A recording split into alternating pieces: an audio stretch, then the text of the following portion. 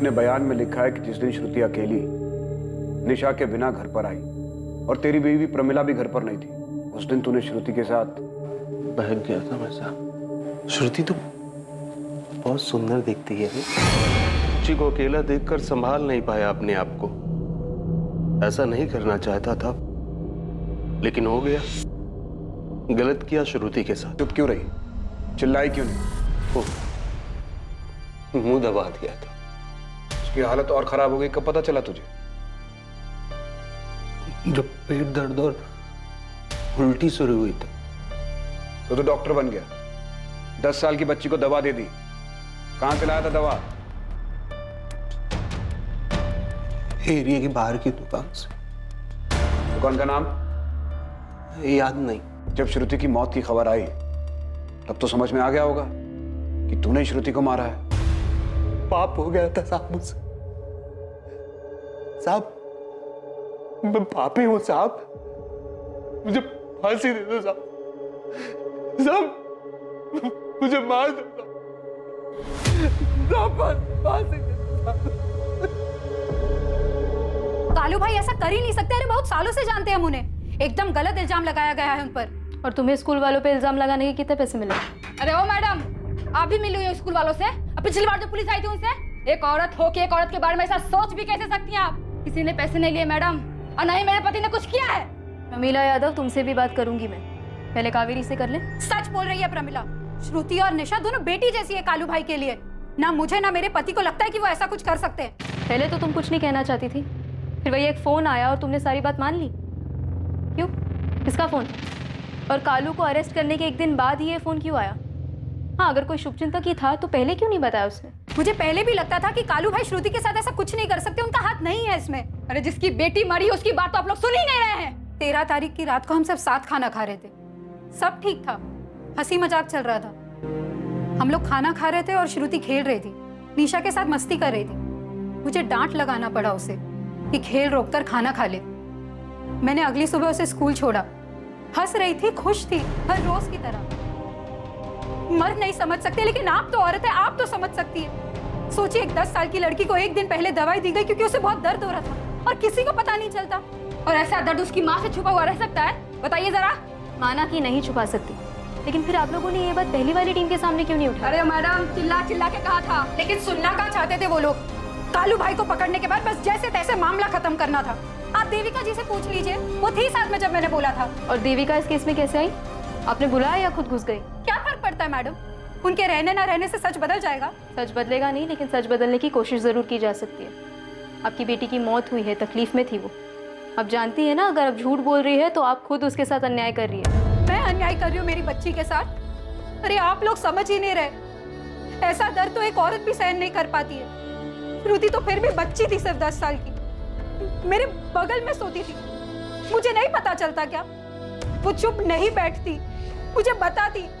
मुझसे बेहतर मेरी बेटी को कौन जान सकता है? मैं नहीं मानती कि आप लोग जो कह रहे हो वो सच है।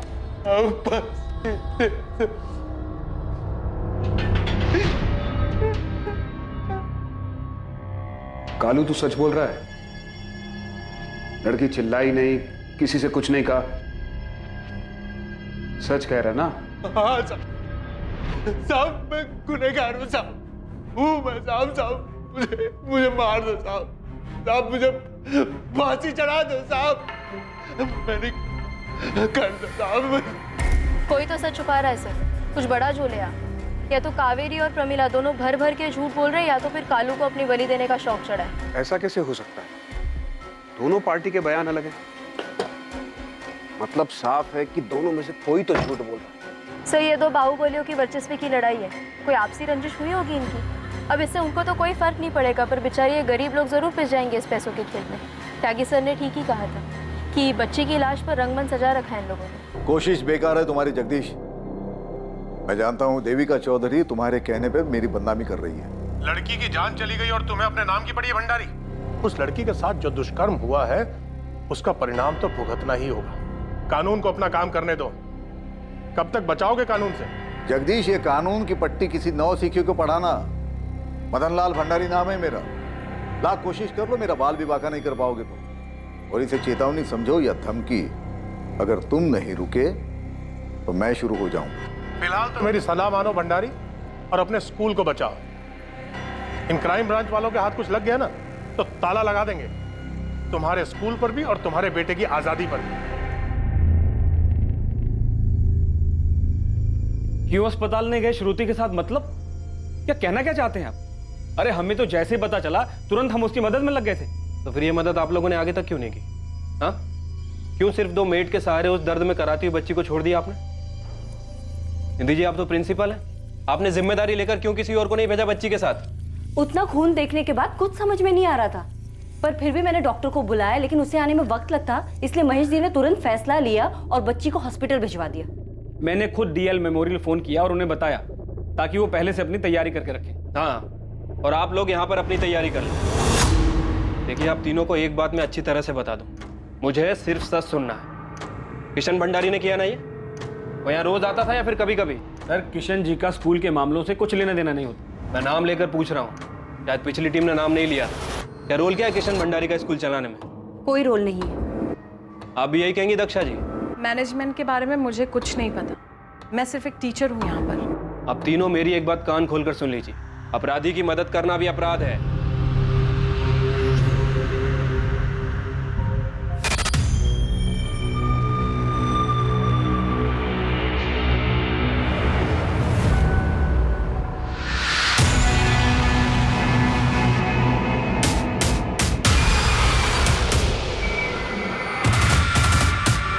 ये झमेला तुम ही देखो महेश, मैं रेजिग्नेशन दे रही हूँ। सोच लीजिए मैडम, ये 2 बाहुबलियों की आपस की लड़ाई है और बेवजह स्कूल को बदनाम किया जा रहा है। आरोपी तो जेल के अंदर है। वो क्राइम ब्रांच वाले गलत तो नहीं बोल रहे ना महेश? क्यों तुमने श्रुति को हॉस्पिटल में सिर्फ सादिया और आरती के साथ भेजा? खुद क्यों नहीं गए? मुझे क्यों नहीं कहा? मैडम, जब मैं था ना, आप भी वहीं थी। अब आप सारी जिम्मेदारी मेरे कंधों पर डाल रही ना। मैंने आपको रोका था कि वहां मत जाओ, किसी को मत भेजो। मैं तो सिर्फ कोऑर्डिनेटर हूँ, आप प्रिंसिपल हैं, जिम्मेदारी आपकी बनती थी। तो अब तहकीकात किस दिशा में करनी है ये भी आप लोग बताएंगे हमें। मैं तो आप लोगों को दिशा दिखाने की कोशिश कर रहा हूं ताकि आप लोग पहले वाली टीम की तरह भटके नहीं। अरे भाई, शुभचिंतक हूं मैं आप लोगों का। बहुत बहुत शुक्रिया जगदीश जी, हमारी चिंता करने के लिए। चल क्या रहा है यहाँ पे? ये मदन लाल फोन करके बोल रहा है कि केस को गलत दिशा में मत ले जाओ। त्यागी ठीक ही कह रहा था, ये री इन्वेस्टिगेशन केस को घुमाने के लिए शुरू करवाया गया है। सब लोग अपना अपना मतलब पूरा करना चाहते हैं। सर, वो एनजीओ वाली देविका भी आई थी अर्चना से मिलने। आप लोगों को बस इतना बताना चाहती हूँ कि भंडारी परिवार काफी कुछ छुपा रहा है। वो हम पता कर लेंगे। उस लड़की को जानबूझकर निशाना बनाया गया मैडम। निशाना बनाया गया? क्यों? गरीबी मैडम, गरीबी। उस लड़की की माँ ने फीस कम करने की रिक्वेस्ट की तो उन लोगों ने ऐसा बदला लिया। क्या बोल रही है आप कि श्रुति को टारगेट किया गया था? इस केस में एक और नया मोड़ आया, लेकिन इसी के साथ पीड़िता की पोस्टमार्टम रिपोर्ट से एक और चौंकाने वाली चीज पता चली। डॉक्टर नंदिता, जिस पर हम काम कर रहे हैं उससे भी कुछ अलग मिला है क्या? अब तक जो भी सामने आया है ये उन सब से अलग है। ये सुनकर आप शॉक्ड हो जाएंगे। मुझे लगता है ये सारी चीजें जानबूझकर छिपाई गई, केस को दबाने के लिए कवर अप किया गया है। मैं अभी पहुंच रहा हूँ। पुरानी टीम कह रही है कि उनको भी नहीं पता था ये। झूठ बोल रहे हैं वो लोग। मैंने जब किशन भंडारी का नाम लिया था तभी बताया था उनको कि मैं फीस कम करवाने के लिए स्कूल गई थी। हम पति पत्नी मिलकर भी इतना ही कमा पाते कि किसी तरह घर चला सके। कोशिश रहती है कि बच्चों को भूखा ना सोने दे। श्रुति के अलावा एक और बेटी है हमारी, 5वीं से, उसे भी यही पढ़ाना है। मैं समझ सकती हूँ कावेरी, लेकिन अगर फीस कम कराने की बात है तो तुम महेश जी से बात कर लो। इस मामले में वही कुछ कर सकते हैं। फैसला तो अनामिका जी करती है, मैं तो सिर्फ रिक्वेस्ट कर सकता हूँ। तो सर जी, आप उनको बताइए ना हमारी हालत के बारे में। ठीक है, मैं बात करता हूँ, लेकिन अगर तुम खुद अनामिका जी से जाकर उनकी कोठी पर बात करो तो ज्यादा बेहतर होगा। मैं गई थी उनके कोठी, लेकिन अनामिका जी नहीं मिली, ये किशन मिला वहां। कौन सी क्लास में है? बता श्रुति। 7th स्टैंडर्ड में। ठीक है, मैं देखता हूँ हम क्या कर सकते हैं। बड़ी मेहरबानी होगी साहब, थोड़ा बोझ हल्का हो जाएगा। आप फिक्र मत कीजिए, मैं बात करता हूँ अनामिका से भी और महेश जी से, जो होगा आपको बता देंगे। कितनी कम हुई थी फीस? नहीं हुई, उसके पहले मेरी बच्ची को मार डाला। तुम गई कब थी उनसे बात करने? ये साल शुरू होने के पहले। तुम्हें किशन भंडारी पर ही क्यों शक है? वो फिर आया था तुम्हारी बेटी से मिलने? मेरे सामने तो नहीं मिला, लेकिन मैं जानती हूँ ये उसी ने किया है, कालू भाई ने नहीं। क्या मिला आपको डॉक्टर? आपने कहा शॉकिंग है। विक्टिम को सोडोमाइज किया गया था, उसके साथ अस्वाभाविक दुष्कर्म हुआ है। सोडोमाइज्ड? अस्वाभाविक दुष्कर्म? यस।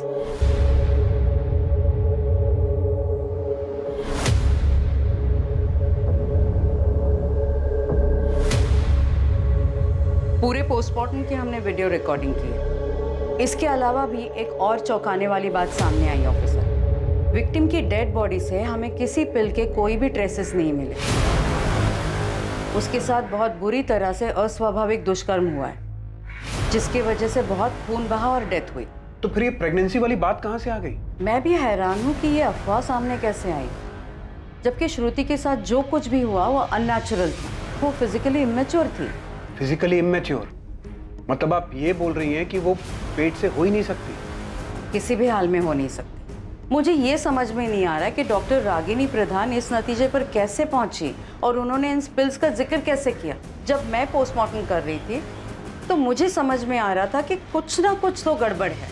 हमने विसेरा और डीएनए प्रिजर्व किया है और अब मैं श्योरिटी के साथ कह सकती हूँ कि विक्टिम प्रेग्नेंट हो ही नहीं सकती।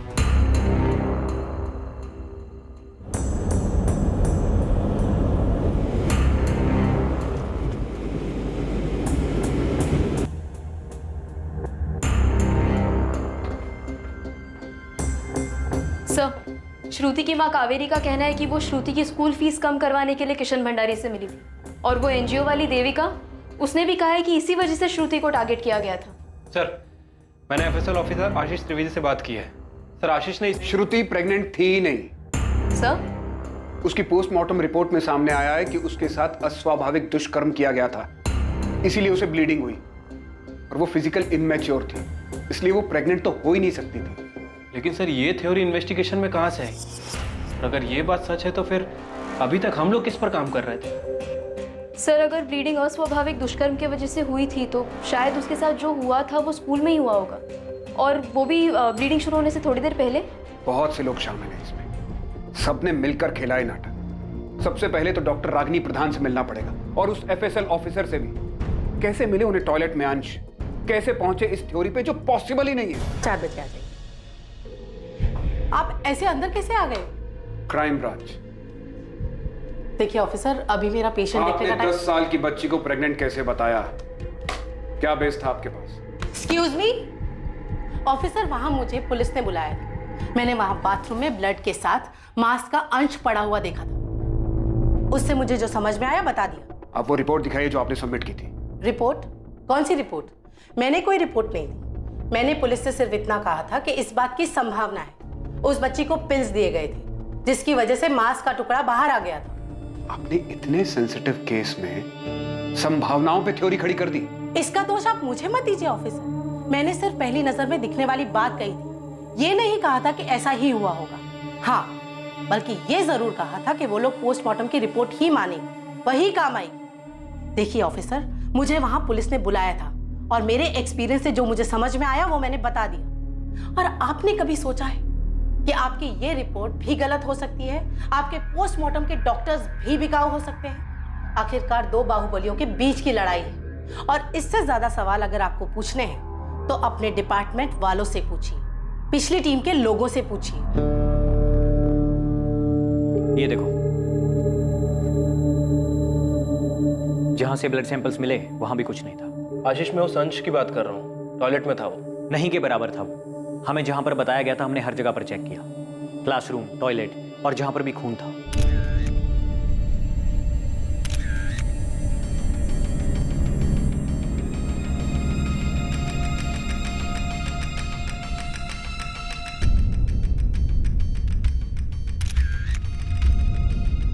मैं जानता हूं कि तुम उस अंश के बारे में बात कर रहे हो जो टॉयलेट से मिला था, लेकिन मुझे लगता है वैसा है नहीं जैसा बोला जा रहा था। मैंने डॉक्टर नंदिता से बात की कि विक्टिम के साथ ऐसा दुष्कर्म नहीं हुआ था। आशीष, ऐसा भी तो हो सकता है कि कोई गलती हुई हो, सीन को क्रिएट किया गया। ये मैं नहीं बता सकता। हम उन्हीं चीज़ों को जांचते हैं जो क्राइम सीन से मिली होती हैं। इसमें मैं क्या सीन क्रिएट कर सकता हूँ? उसके साथ अस्वाभाविक तरीके से दुष्कर्म हुआ था। बहुत बुरे तरीके से हुआ था। डॉक्टर जयदेव का मानना है कि जिस अंश के बारे में बात हो रही है वो आंतों का टुकड़ा हो सकता है। आंतों का टुकड़ा?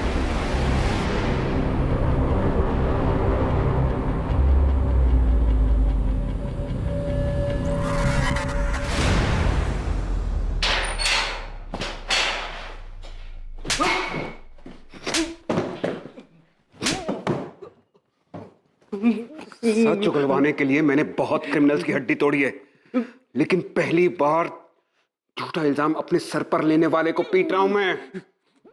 बता, बोल, किसके लिए बलि का बकरा बन रहा है तू? बोल कालू, किसके लिए बलि का बकरा बन रहा है तू?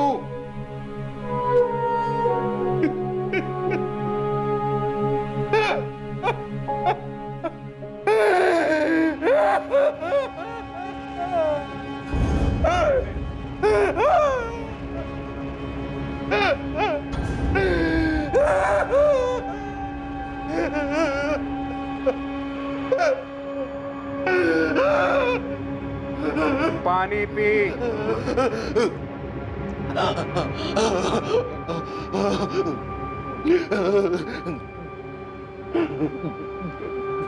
क्यों किया कालू? किसके लिए? किसके लिए साहब? किसके लिए?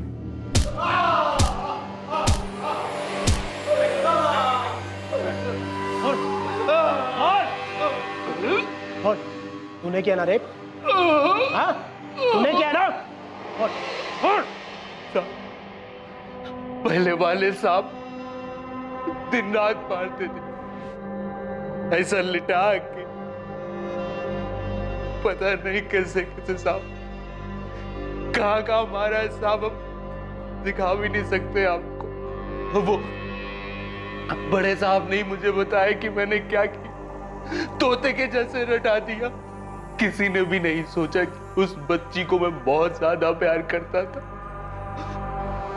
अपनी बेटी के जैसे। मेरी बात किसी ने नहीं मानी, किसी ने नहीं मानी सब। लेकिन मैंने तो नहीं मारा तुझे, आराम से पूछा था, फिर सच क्यों नहीं बोला तू? वो साहब लोग भी आते थे तो यही बोलते थे, लेकिन अगर मैंने कुछ किया हो तो बताओ। वो पूछते थे फिर मारते थे, पूछते थे फिर मारते थे। परेशान हो गया था, मैंने तो उम्मीद छोड़ दी, इसीलिए वही आपसे बता दिया साहब। अरे बाहर जाके मैं करूंगा भी क्या? दुनिया की नजरों में हजारों सवाल होंगे, सब बलात्कारी कहेंगे मुझे, अपनी बेटी का ही बलात्कार, अपने घर वालों से कैसे नजर मिलाओगे साहब? उम्मीद मत छोड़ कालू। श्रुति की मां कावेरी ने भी यकीन नहीं किया कि तू ऐसा कुछ कर सकता है। तुझे पकड़ा तो उन लोगों ने हंगामा कर दिया। हम इस केस की जांच फिर से कर रहे हैं।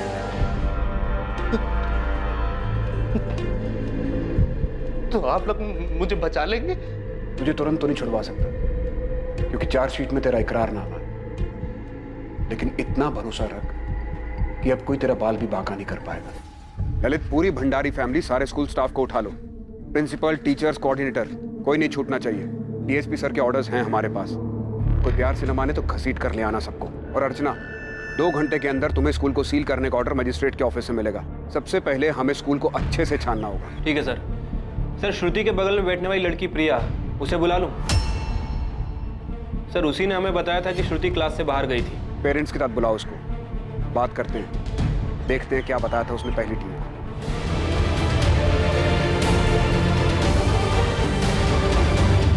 मेरी तरफ इशारा कर रहे हो माथुर? इशारा नहीं कर रहा हूं त्यागी, सीधे सीधे पूछ रहा हूं। इस केस में तुमने अपराधियों के साथ मिलकर काम किया? जो मुंह में आए बको मत, सोच समझ कर बोलो। हमने वही किया जो इन्वेस्टिगेशन में पता चला। और ये पोस्टमार्टम की रिपोर्ट तो अभी आई है ना? क्या अब तक हम हाथ पर हाथ धरकर बैठे रहते?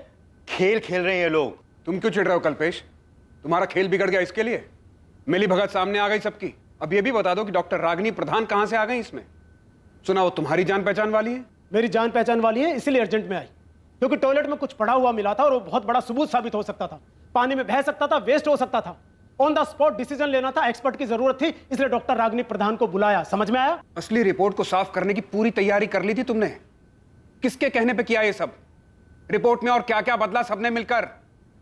त्यागी, उस बच्ची को सोडोमाइज्ड किया गया था। फिजिकली इमैच्योर थी वो बच्ची। कैसे दबाई ये बात? बाहुबली लोगों का आते हैं इन सब में। अगर उन्हें कुछ दबाना ही है तो वो पोस्टमार्टम रिपोर्ट भी तो बदल सकते हैं। मैंने पहले बताया था माधव, रंगमंच सजाया गया है बच्ची की लाश पर।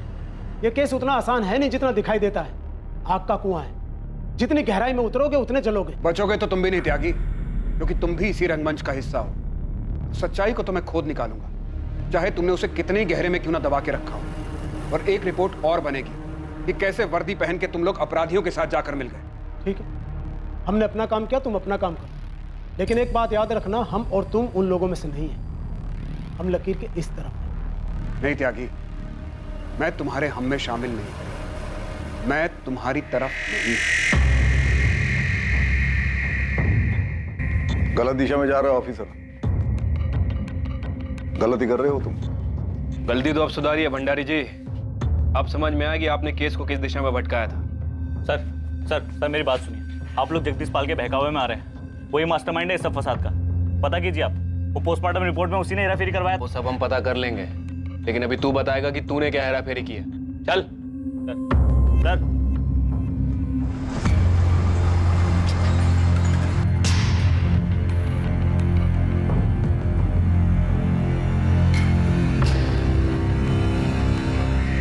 आपकी बच्ची की मौत का इस्तेमाल कर रहे हैं लोग कावेरी जी।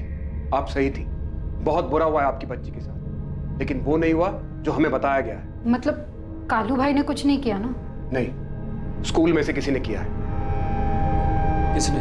किशन भंडारी ने किया। हम पता लगा रहे हैं और बहुत जल्द आपको भी बता देंगे। इन लोगों ने सबूत मिटाने की कोशिश की है, लेकिन हम लोग इन्हें छोड़ेंगे नहीं, पकड़ के रहेंगे।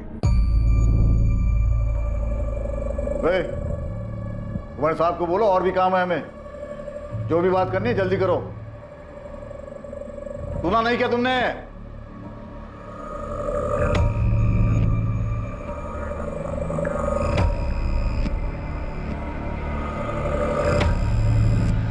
प्रिया, क्या देखा था आपने? श्रुति दक्षा मिस की क्लास के पहले बाहर गई थी। कहाँ गई थी बेटा? पता नहीं अंकल, मैं क्लास में थी, लेकिन मुझे लगा उसको किसी ने बुलाया था। मैंने ये बात पहले भी बताई थी। आपने ये बात पहले बताई थी? वो जो दूसरे पुलिस वाले अंकल है ना, उनको। श्रुति को किसने बुलाया था ये देखा तुमने?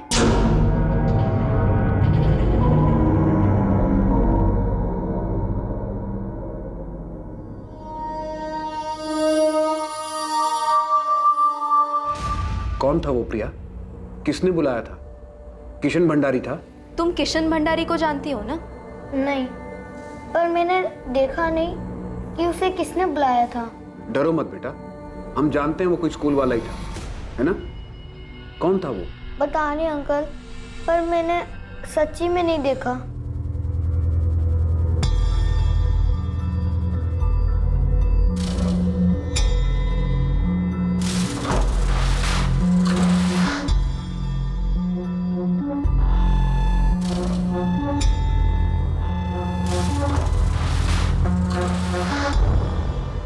यहां से बाहर आई हो।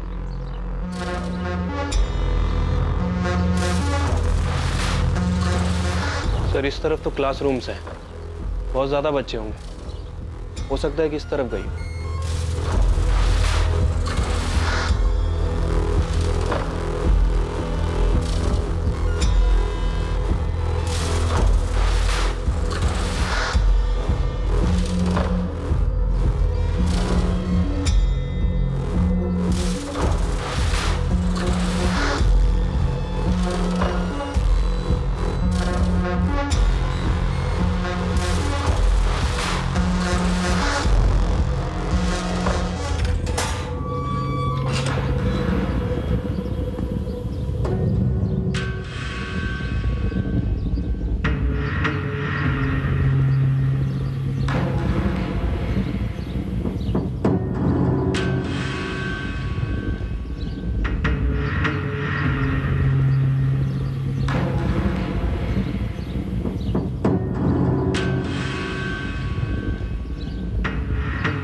ये क्या है?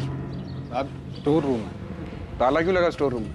साहब, चाबी हमारे पास नहीं। जल्दी लेकर आओ। ललित, स्कूल में कुछ हुआ और किसी को पता ही ना चले, ऐसा तो नहीं हो सकता। सर, बच्चों को पता नहीं चला एक बात समझ में आती है, लेकिन यहाँ स्कूल में हर आदमी बच्चा बनने की कोशिश कर रहा है। तो मुझे लगता है कि स्कूल में जो भी हुआ है ये प्रिंसिपल और ये महेश ये हमसे मिलकर छुपा रहा है। 14 जुलाई को लगभग 10:20 पे श्रुति क्लास से बाहर गई और लगभग 11:05 तक वापस आ गई। किसने बुलाया था उसे? किशन भंडारी ने या आप में से किसी एक ने? निधि जी। मैडम हम कुछ नहीं जानते। किशन जी का स्कूल के मामलों से कुछ लेना देना नहीं, तो वो स्कूल क्यों आएंगे? तुमसे पूछा मैंने? तुम्हारी शक्ल से ही झूठ टपक रहा है, तुम चुप रहो।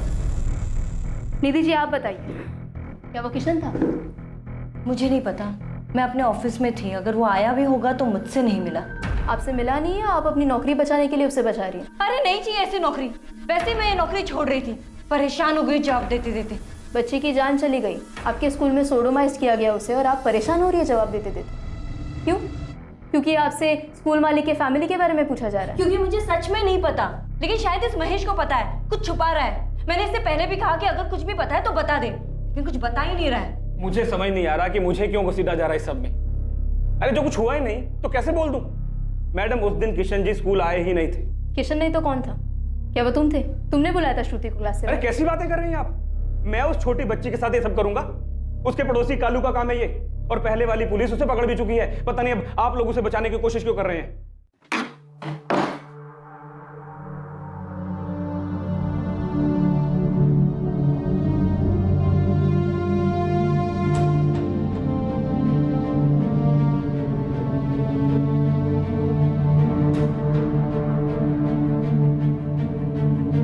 इस कमरे से कभी कोई सैंपल ही नहीं लिया गया सर।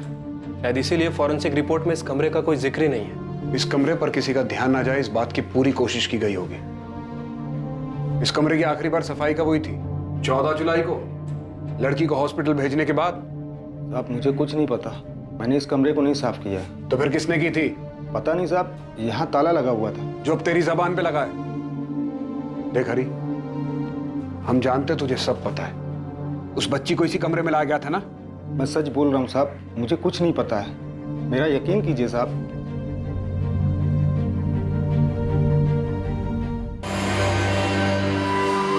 इंस्पेक्टर तुम जानते नहीं कि मदन लाल भंडारी कौन है, वरना कल दोपहर से इस तरह हमें यहाँ पे बिठा के नहीं रखते तुम। जब तक तुम सच नहीं बता देते तुम यहाँ से बाहर नहीं जाओगे मदन लाल। किशन तुमने किया ना उस बच्ची के साथ? और ये भी बताना कि तुम लोगों ने मिलकर कैसे सब कुछ मैनेज किया। हमारा दिमाग तो सही है इंस्पेक्टर। किशन लाल भंडारी, उस बच्चे को कहाँ बुलाया तूने? स्टोर रूम में ना? क्यों फर्जी कहानी बना रहे हैं आप लोग? हाँ, मेरे पापा का नाम खराब करने के लिए, मुझे फंसाने के लिए? सर सच यही है कि मैं वहां गया ही नहीं था, मैं स्कूल नहीं गया था, मैं वहां जाता ही नहीं हूं सर। और इस नई कहानी के लिए तुमने और तुम्हारे पोस्टमार्टम टीम ने जगदीश से कितने लिए हैं? तुमने कितने दिए थे इंस्पेक्टर त्यागी, सब इंस्पेक्टर कल्पेश और डॉक्टर रागिनी प्रधान को? तुम नहीं जानते मैं क्या कर सकता हूँ। ये क्राइम ब्रांच है, यहाँ हम जो चाहें वो कर सकते हैं तुम्हारे और तुम्हारी फैमिली के साथ। तुम कुछ नहीं कर पाओगे। नामिका भंडारी, माना किशन भाई है तुम्हारा, लेकिन इसने 10 साल की छोटी सी बच्ची के साथ हैवान जैसा सलूक किया है। फिर क्यों बचा रही है इसे? कुछ नहीं किया है मेरे भाई ने। इंस्पेक्टर तुम जब तक तुमसे ना पूछूं चुप रहो।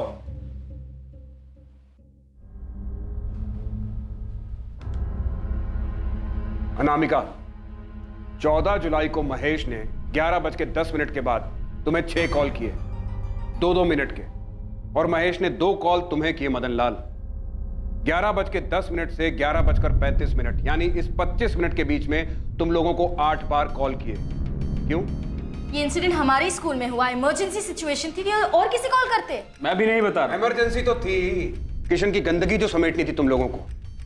मदन लाल और अनामिका को तुम पल पल की खबर देते रहे महेश, और महेश तुम लोगों से पूछ रहा था कि आगे क्या करना है, कैसे करना है, कैसे किशन को बचाना है। जबकि श्रुति की मां को तुमने 11:45 पर कॉल किया, उसे हॉस्पिटल भेजने के बाद, और उसके बाद इंस्पेक्टर त्यागी और सब इंस्पेक्टर कल्पेश को कॉल किए गए।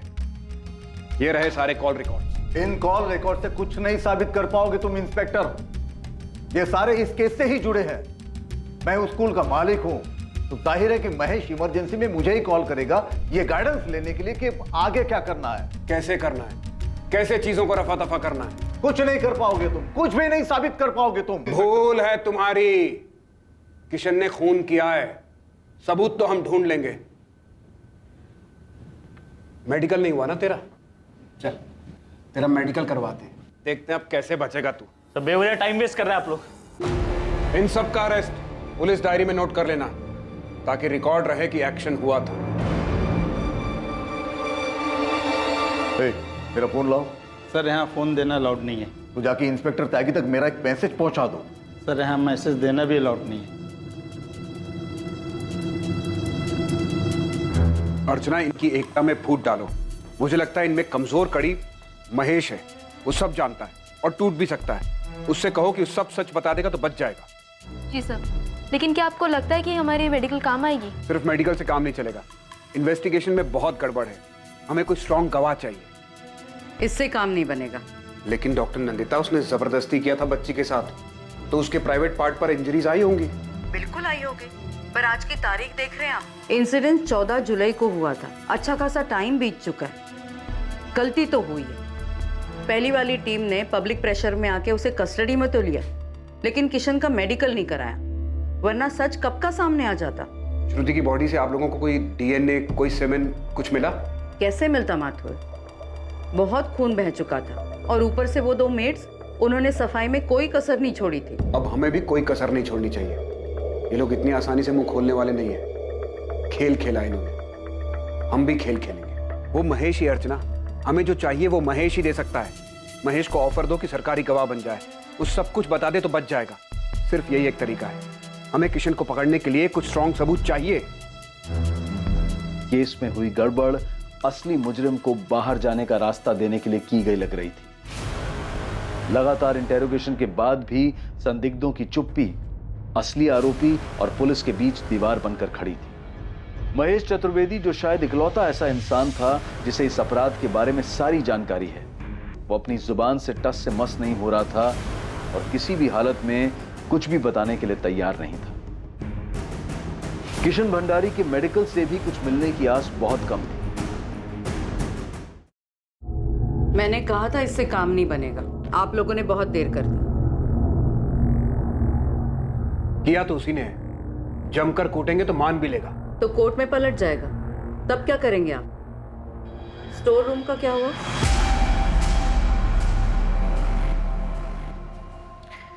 कहां से लेकर आऊं मैं कुछ ललित? बहुत देर हो गई है, कुछ नहीं मिलेगा। कोशिश करो आशीष, जो भी हुआ इसी कमरे में हुआ है। हुआ होगा, लेकिन कोई हमें यहाँ लेकर नहीं आया, वरना सफाई होने के बाद भी मैं कुछ न कुछ तो निकाल ही लेता। लेकिन अब कुछ नहीं हो सकता।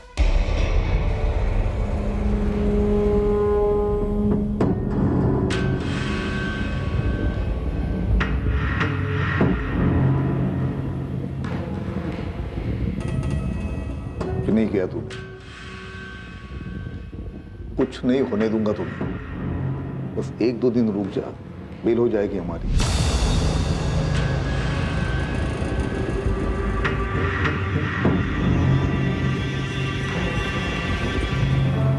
सर, कल रात भी उस महेश की पलक को एक बार भी झपकने नहीं दिया, लेकिन अभी तक कुछ बोला नहीं है उसने। स्टोर रूम से कुछ नहीं मिला? नहीं सर, फॉरेंसिक ने 6 घंटे मेहनत की, लेकिन। और उस फोन पर इंफॉर्मेशन देने वाले का, जिसने हमें और कावेरी को कॉल किया था? पीसी वाले मुस्ताक को फॉलो अप कर रहा हूं मैं। मैम, अगर किशन स्कूल आया भी होगा तो मैंने उसे नहीं देखा। मुझे पता है, इस सब में महेश शामिल है। श्रुति की माँ फीस कम करवाने के लिए अनामिका के पास गई, लेकिन मिल गया उसे किशन। तभी से उसके मन में शैतान घुस गया होगा।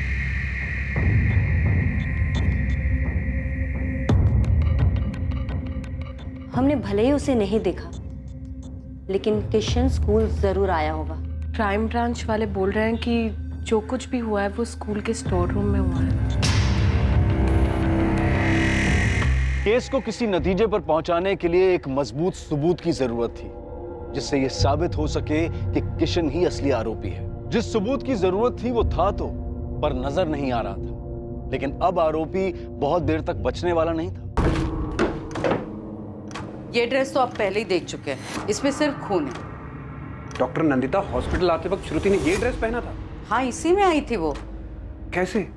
क्योंकि क्राइम के वक्त उसने कुछ और पहना था। नहीं, ये कपड़े नहीं थे। ये ड्रेस लाने के पैसे तो मैंने दिए थे, लेकिन श्रुति ने स्कूल यूनिफॉर्म पहना था।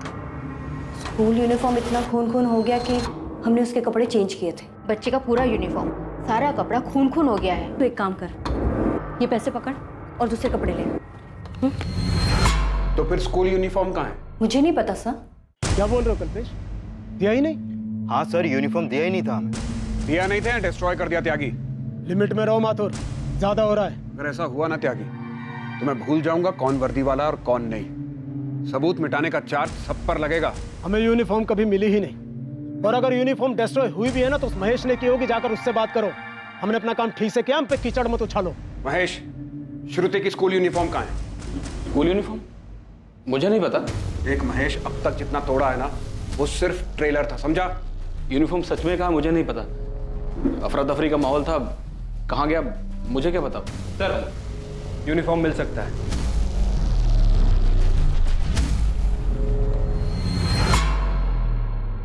आरती और साध्या, श्रुति के कपड़े तुम दोनों ने बदले थे ना? हाँ, हमने ही बदले थे। स्कूल यूनिफॉर्म पहना था उसने। अभी कहाँ पर है वो? सर, श्रुति का बैग और यूनिफॉर्म स्कूल में ही था। महेश सर ने बोला कि दोनों को पैक करके उसके घर पे दे दो, तो मैंने दे दिया। दादी ये यूनिफॉर्म श्रुति के बैग में डालो और उसके घर पर दे दो। बाकी कोई काम होगा तो बताता हूँ।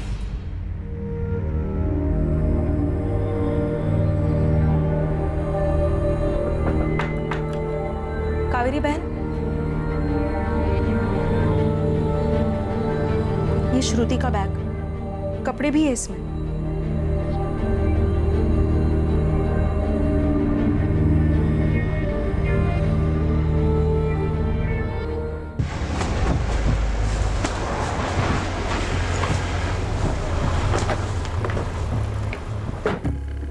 यूनिफॉर्म मिला कावेरी? हाँ मिला। यूनिफॉर्म साफ तो नहीं किया ना तुमने? नहीं मैडम, जैसा मिला था वैसे ही अलमारी के ऊपर रख दिया ताकि दिखाई ना दे। इसे देखने की हिम्मत नहीं तो साफ क्या करते। सही क्या कावेरी? खून तो सूखा ही था, लेकिन अगर इसमें सीमन गिरा है तो मुझ पे छोड़ दो, मैं डीएनए निकाल कर आपको दे दूंगी। डू इट नंदिता, जो हो सके वो करो।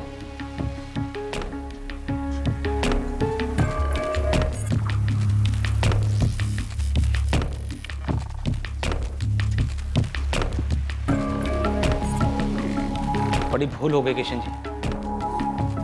बस उम्मीद करो कि उन्हें यूनिफॉर्म पे कुछ ना मिले।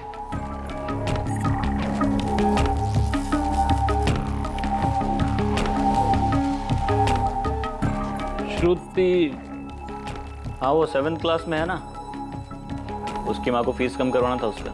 हाँ जानता हूँ। हाँ तो लेके आ उसको, मैं बात करता हूँ। ठीक है, बुलाता हूँ। हाँ ऐसे नहीं, स्टोर रूम में लेके आ।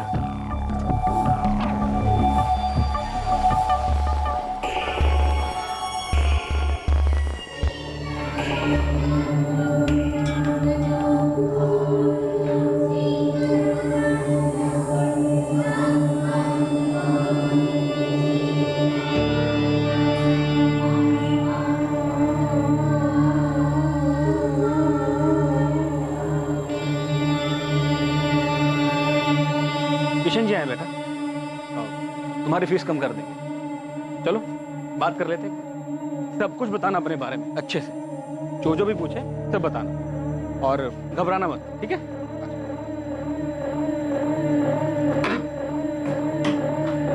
चलो। Good morning sir. Good morning, कैसी हो तुम? मैं ठीक हूँ सर। आओ।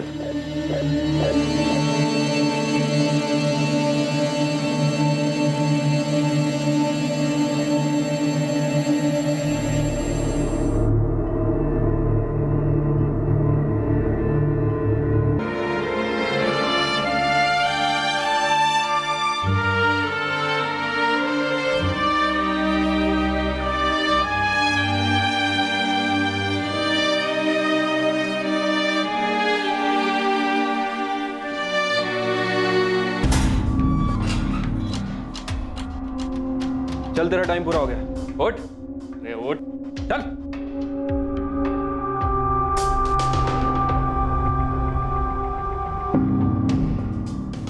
तुम्हारा एविडेंस मेरे हाथ में है माथुर। मैच हो गया? हाँ मैच हो गया। श्रुति के कपड़ों से जो सीमन मिला था वो किशन भंडारी के डीएनए से मैच हो गया। मिल गया, उसी कमीने ने किया है। साइंटिफिक एविडेंस मिला है सर, इससे बेटर और क्या होगा। अब इस महेश और किशन को तबीयत से तोड़ते हैं और उसके बाद इन्हीं से क्राइम सीन रिक्रिएट करवाते हैं। ठीक है, करवाओ। किशन भंडारी पर आईपीसी की धारा 377 अप्राकृतिक रूप से यौन संबंध बनाने के लिए, धारा 302 हत्या के लिए और महेश चतुर्वेदी पर धारा 304 गैर इरादतन हत्या के लिए और धारा 202 अपराध की जानकारी छुपाने के चार्जेस लगाए गए। किशन भंडारी के पिता मोहनलाल भंडारी पर आईपीसी की धारा 109 अपराध करने को उकसाने के लिए और धारा 201 सबूतों से छेड़छाड़ के चार्जेस लगाए गए। पुलिस की पहली जांच टीम को सस्पेंड कर दिया गया और अपना कर्तव्य सही तरह से ना निभाने के कारण उनके खिलाफ जांच के आदेश दिए गए। कालू यादव को उस पर लगे सभी आरोपों से बाइज्जत बरी कर दिया गया।